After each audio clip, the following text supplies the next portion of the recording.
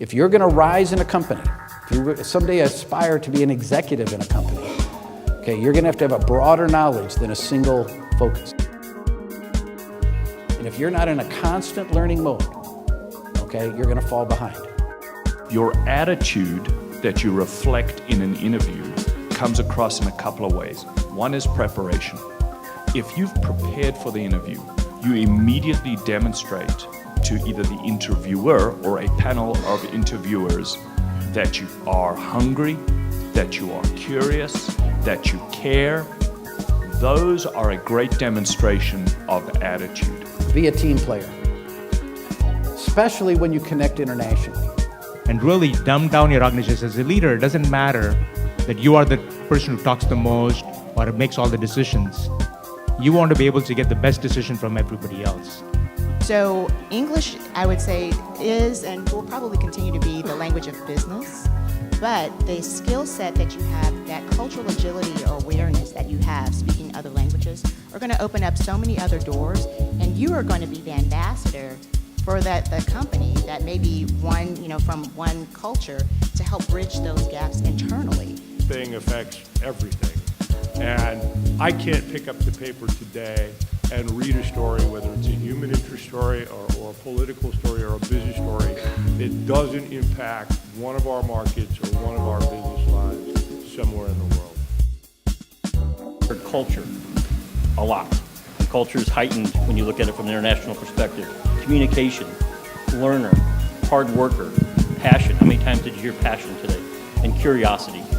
So I think as you go forward, go back to your question, Emily, I think as you look at this, you're looking for the points in your career where you're going to have inflection points. And if I could go back in time, I wish I had the awareness to know when those inflection points were in real time. Because in hindsight, you can really say, boy, that was a real launching point for my career, or that was a missed opportunity.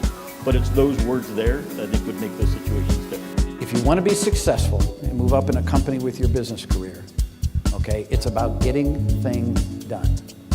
A manager's favorite word with his employee is when the employee calls up and says, "It's done."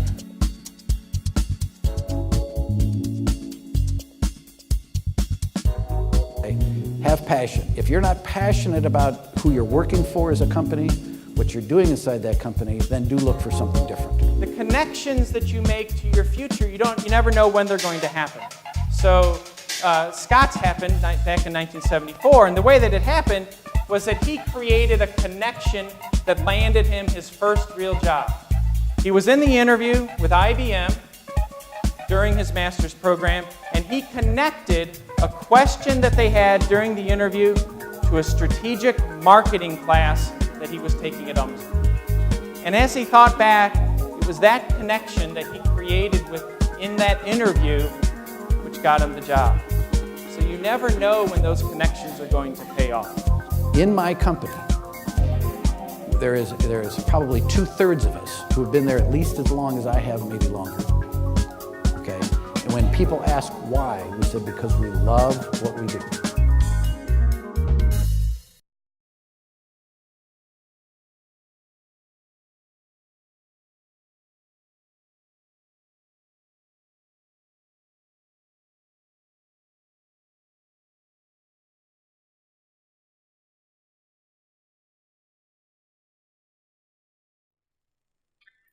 It's been my pleasure to be the faculty advisor for 8 years for the International Business Career Conference.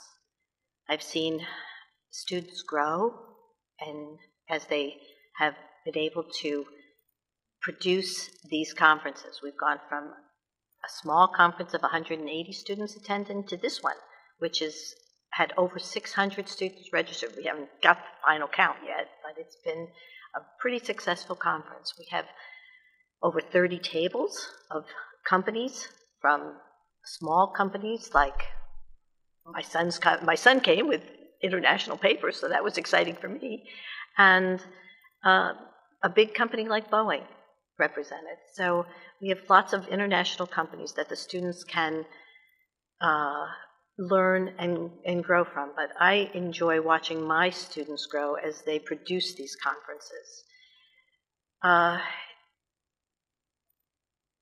They allow the students to learn what it means to have to work with executives and also how to inspire students. A funny story was the night before the conference, one of my students said, I've come to 2 of these conferences and I've loved every one of them, but I never really realized how much work they were to put them on. And I said, yeah, they are, but they're worth it, aren't they? And he said, yep, they're worth it. I am in many ways sad to leave because I'm sad to leave these students. I'm sad to not be able to watch more students grow and to watch more students learn from these experiences.